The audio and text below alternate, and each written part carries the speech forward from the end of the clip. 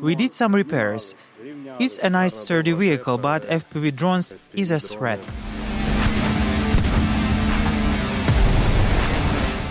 We made 11 shots from a range of 200-250 meters.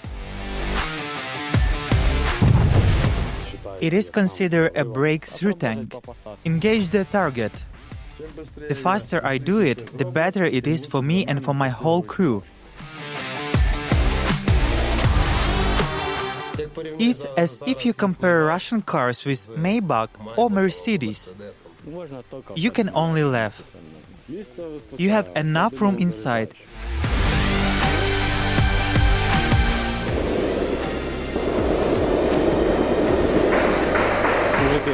Guys, let's move to the dugout. You can also hide under the tank.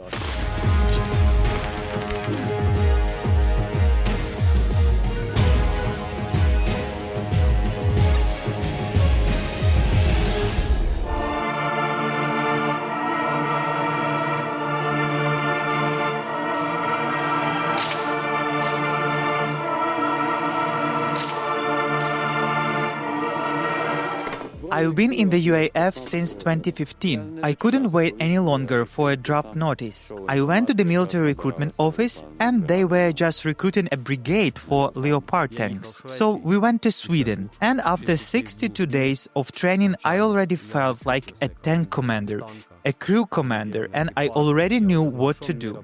I knew that I would have a tank upon my arrival to Ukraine, the one I had trained on and prepared for the shipment. Together with my crew, I know I will have a crew. It's been decided. We have mastered the skills of driving our armored vehicles, our advanced armor, which helps to give a covering fire for our infantry, take the guys somewhere, bring chaos on the enemy, scare them away. Advanced equipment, computers, lasers, everything calculated. A very strong vehicle. The entire crew stayed alive during the entire time in combat operations. The STRV-122 is a powerful beast. It can do a lot. At least it can do what I need it to do. I have one task on all my trips: to drive in and drive out. And I can do that with it.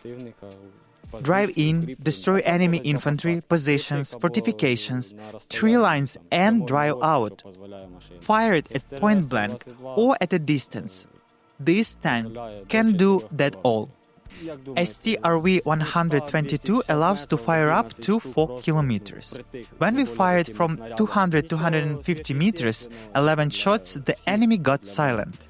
Nothing supernatural. Does the job well. I saw some enemy interviews. What are you most afraid of? The Leopard shell, they say.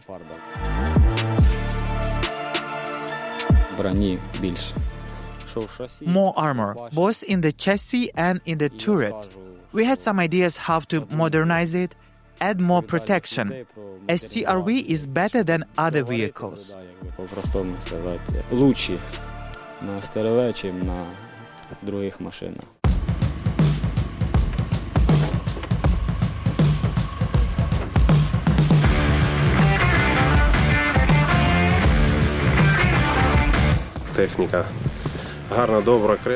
It's a nice sturdy vehicle, but FPV drones and fiber optic drones are slightly superior. But we still find ways to cope with them. We try to cover our armor, add something to protect the crew, so the guys can always withdraw from their positions, do their job and withdraw, so that everything would be fine with us. We made some repairs, removed and leveled everything, because everything was crooked. Everything was damaged. We put everything back. We protect ourselves from drones. We added more armor and installed extra cope cages. Where possible, where it has weak spots, we try to reinforce the armor there.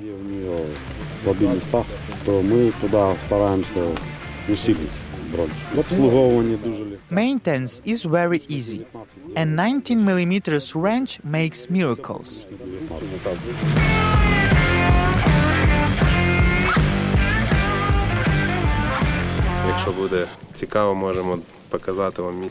Would you like to see the driver's compartment? Sure.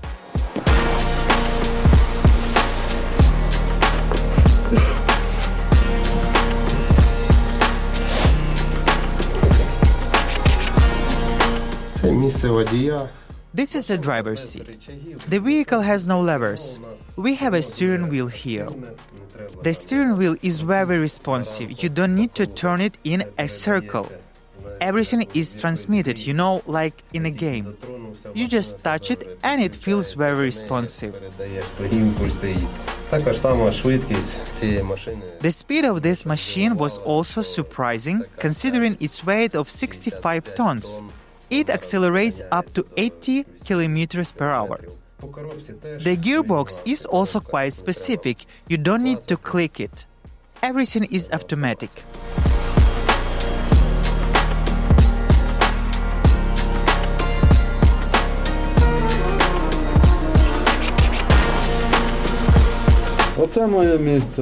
This is my place. Well, this is where I live, as they say, and where I spend my shifts.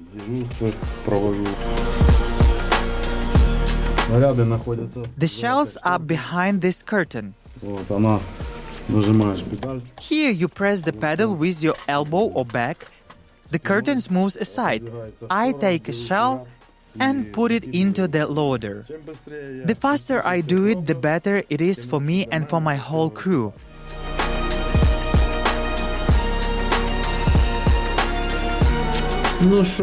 So what do I have here? I have a control panel. I control everything with it. I need to find the target. Then I aim the gun, measure the distance to it, and wait for the command to fire. The commander gives the order to fire, and I fire. Well, the sensor shows where the gun is pointing in relation to the tank. For example, our tank is facing forward, but the gun is pointing backward. The tank is now not in combat, and when in combat, the gun is at 12 o'clock. And I can see the positioning of the tank and the gun. If the main one is broken, I can still see the target with the spare one. It's simpler, easier, just lenses there, but it helps a lot.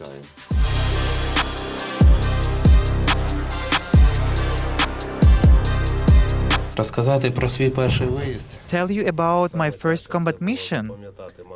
The hardest thing was probably to remember the route, because roads are always shown on maps from the air. But you see everything through a small triplex, and while you drive, everything looks way different from what you were shown. First mission, yes, I was nervous. I had no experience. There was no understanding on how everything happens. But it was all thanks to the well-trained crew, the commander, the gunner, and the loader. Well, thanks to all our guys. We moved into position, did a good job, and returned. Well, it's just such a joy that everyone always comes back in full force. All the guys are safe and sound. Everyone is positive.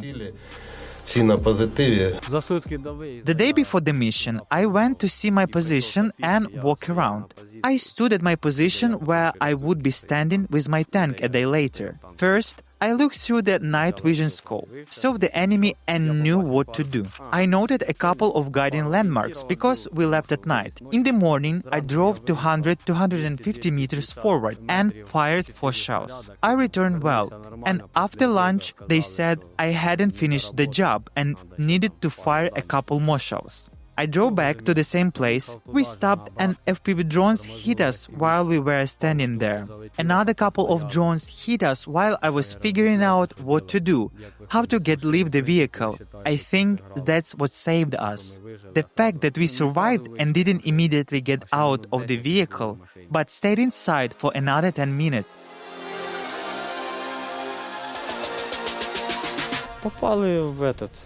They hit the engine compartment, gearbox, radiator. The vehicle stopped moving. The engine started with an emergency switch, but the vehicle couldn't drive. because the automatic system was activated.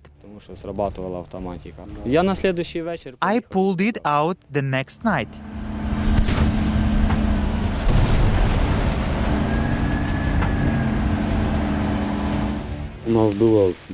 We had a lot of missions. We were surrounded. All sorts of things happened. 4 times the vehicle was on fire. 4 times we were hit.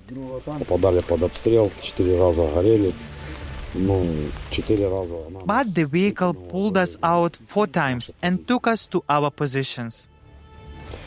Home. She made it home and only then died.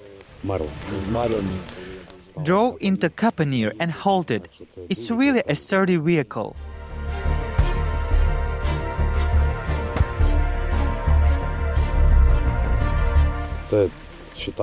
It is considered a breakthrough tank. We always drove 5, 4, 3 kilometers to the firing position, and sometimes even less. Here we destroy enemy 3 lines, fought against their vehicles. Unfortunately, the enemy can hear us from far away. But that's both unfortunate and good, because when they hear you, they start to move, they start to take some measures, and that also helps our infantrymen, who can now see them. Because when they sit in their holes and they hear the Leopard, they start to run away. We saw enemy infantry and destroyed them. We took them apart. You realize that you are killing people, but then, over time, you understand that they are not really people. They are beasts, and you need to kill them, destroy them. Well, it's kind of a job now. When we do our job, our guys tell us over the radio that we did a good job, that we help. People say that it's very scary when a tank is shooting at you. I don't want to test it on myself. You can see from the eyes that it's scary. Up to 300.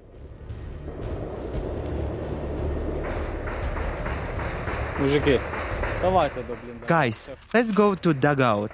It's getting hot out here. Or closer to the tank. Або ближе до танка.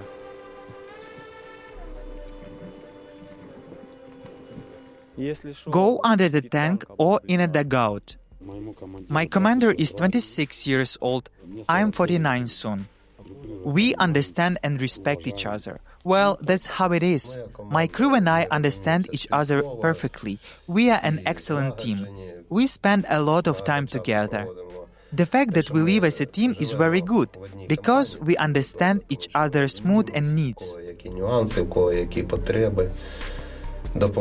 We always help each other. Even when we are given a task, we don't say, "You have to do that." We already understand each other's task and moves. We look at each other and everyone already knows what to do.